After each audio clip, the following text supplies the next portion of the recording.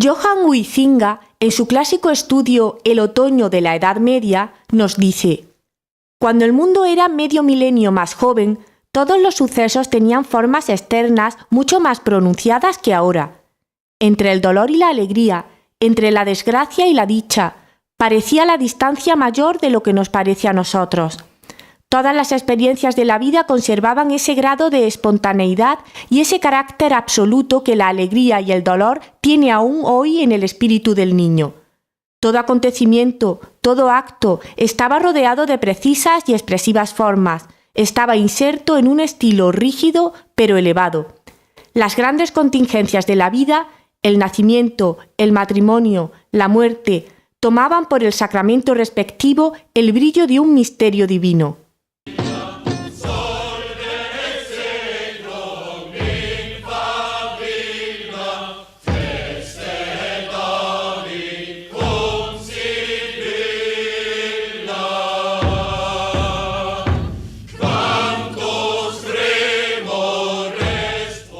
Y efectivamente hay algo que nos fascina en esta época, quizás por sus fuertes contrastes entre violencia y éxtasis religioso, entre la pura alegría y el dolor desgarrado. Tal vez por eso la revivimos en videojuegos como Mount Blade, juegos de mesa como Carcassonne o incluso películas o libros como El nombre de la rosa de Umberto Eco. En este vídeo vamos a explicar 5 características básicas de la literatura medieval. Bienvenidos a Lecciones de Lengua y Literatura.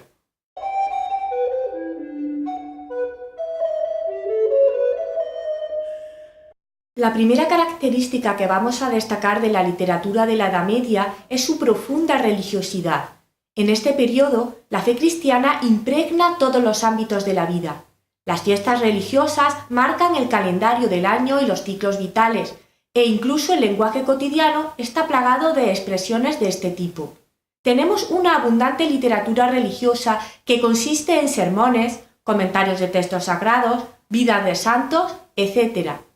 Así, por ejemplo, en las coplas a la muerte de su padre, Jorge Manrique nos recuerda que «Este mundo es el camino para el otro, que es morada sin pesar, mas cumple tener buen tino para andar esta jornada sin errar. Partimos cuando nacemos, andamos mientras vivimos, e llegamos al tiempo que fenecemos, así que cuando morimos, descansamos».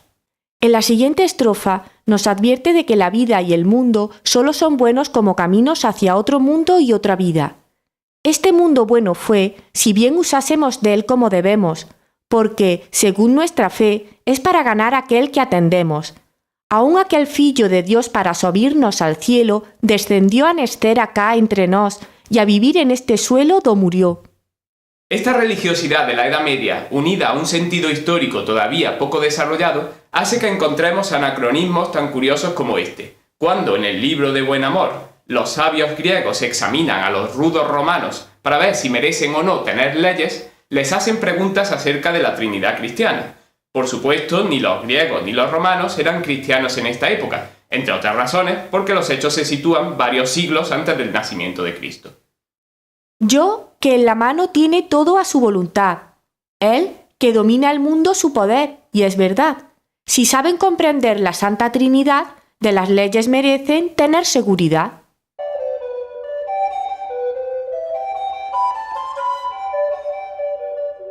Hay toda una vertiente popular de la literatura medieval que incluye cuentos tradicionales, poemas y canciones. Entre esta literatura de transmisión oral encontramos joyas como las jarchas, las cantigas de amigo o los romances. Algunos de ellos fueron fijados de forma escrita en la época, con más o menos reelaboración. Por supuesto, la oralidad propicia la introducción de variantes en los textos, como podemos ver en los siguientes ejemplos. Así, por ejemplo, el conocido Romance del prisionero suele citarse en esta versión, que por mayo era por mayo cuando hace la calor, cuando los trigos se encañan y están los campos en flor, cuando canta la calandria y responde el ruiseñor, cuando los enamorados van a servir al amor, sino yo, triste, cuitado que vivo en esta prisión, que no sé cuándo es de día ni cuándo las noches son, sino por una avecilla que me cantaba al albor. Matómela un ballestero, dele Dios mal galardón. Pero era normal que la gente añadiera versos para ampliar algunos pasajes especialmente coloridos. Por ejemplo, cuando los enamorados andan en busca de amores. Unos regalan con rosas, otros con rosas y flores, unos con naranjas dulces, otros con agrios limones, otros con buenas palabras que roban los corazones, otros con buenos dineros, aquellos son los mejores. La cultura escrita, debido al extendido analfabetismo, se reduce prácticamente al principio a los monjes. Los textos escritos se copiaban a mano y suelen presentar distintas versiones debido a errores y alteraciones voluntarias de los copistas. Esto trae numerosos problemas a la hora de determinar no solo la versión definitiva de un texto, sino incluso su autor, como ocurre con el Cantar de Mio Cid. Uno de los primeros escritores con plena conciencia de autor es don Juan Manuel, quien en el prólogo al Conde Lucanor afirma: «Si los lectores de mis obras encuentran en ellas algunos yerros y defectos, que no me los imputen a mí, hasta ver los originales depositados en el convento de Peñafiel, pues los copistas, por el parecido que entre sí guardan las letras unas con otras, suelen equivocarse y cambian el sentido de la frase o la construcción que yo quise hacer allí». Paradójicamente, muchos de estos cuentos son versiones de historias de tradición oral, con múltiples variantes, como podemos ver en el famoso cuento de la lechera, que en don Juan Manuel está protagonizado por doña Truana y su tarro de miel, y que a su vez proviene de cuentos budistas con monjes y cuencos de arroz.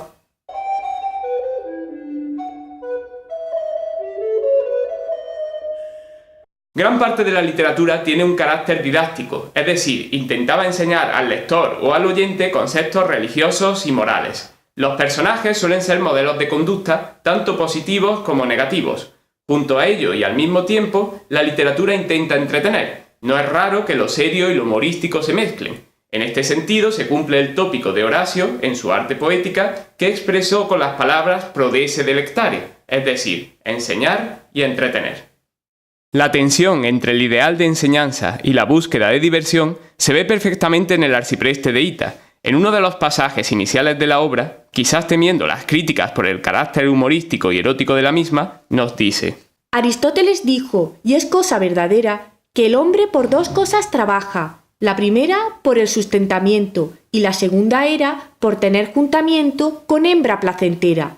Si lo dijera yo, se podría tachar, mas lo dice un filósofo, no se me ha de culpar. De lo que dice el sabio no debemos dudar, pues con hechos se prueba su sabio razonar. Aristóteles lo dijo y es cosa verdadera, que el hombre por dos cosas se mueve, la primera por el sustentamiento, que la segunda era por haber juntamiento con hembra placentera. Este carácter didáctico puede observarse en los milagros de Berceo, en los cuentos del Conde Lucanor y en muchas otras obras que adoptan la forma de fábulas, sermones, ejemplos, etc. Además, se ve también en las artes plásticas. Al fin y al cabo, el pueblo, analfabeto casi en su totalidad, aprendía su visión del mundo en retablos, tablas pintadas o incluso en los capiteles de las columnas.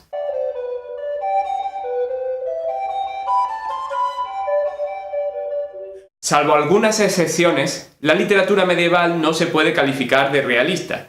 El mundo se nos describe a través de múltiples idealizaciones, separando claramente lo bueno de lo malo, lo hermoso de lo feo, las cosas de Dios y las cosas del mundo.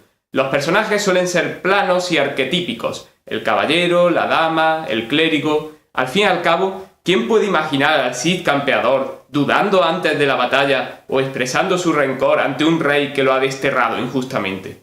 Este carácter idealizante puede verse en su mayor intensidad en los textos religiosos. Así, por ejemplo, en esta cantiga de Alfonso X el Sabio, la Virgen María es merecedora de todos los elogios en su grado máximo.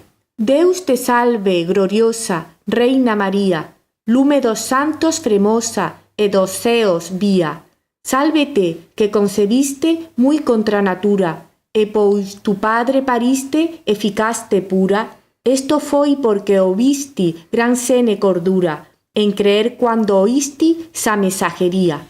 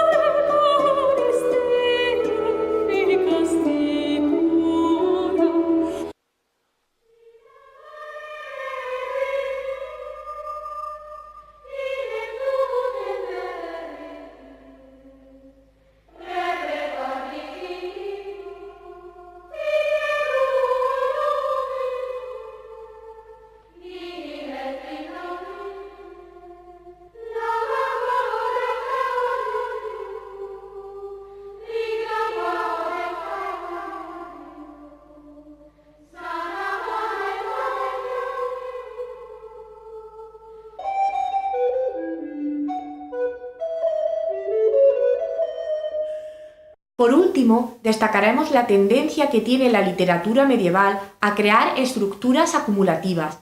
Muchas obras medievales tienen un carácter acumulativo, es decir, están formadas por partes superpuestas.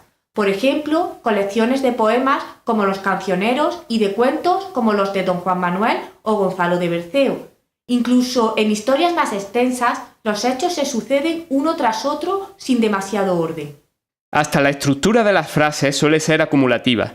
Ya en el final de este periodo, cuando Pármeno le cuenta a Calisto las habilidades hechiceras de Celestina, le dice: sacaba agua para oler, de rosas, de azahar, de jazmín, de trébol, de madreselva y clavelinas, mosquetas y almizcladas, polvorizadas con vino, hacía lejías para enrubiar, de sarmientos, de carrasca, de centeno, de marrubios, con salitre, con alumbre y milofilia, y diversas cosas.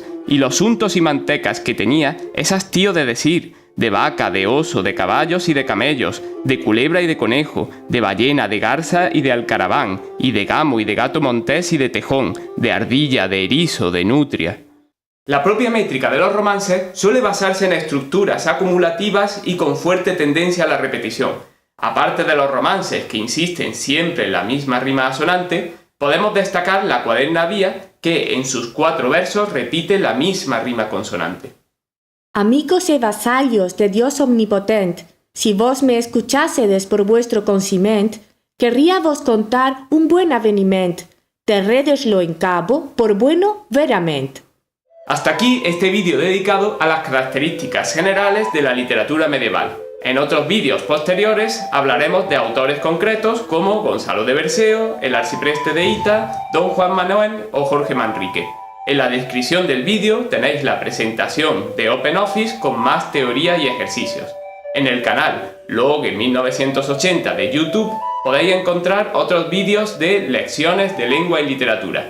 Un saludo y hasta la próxima.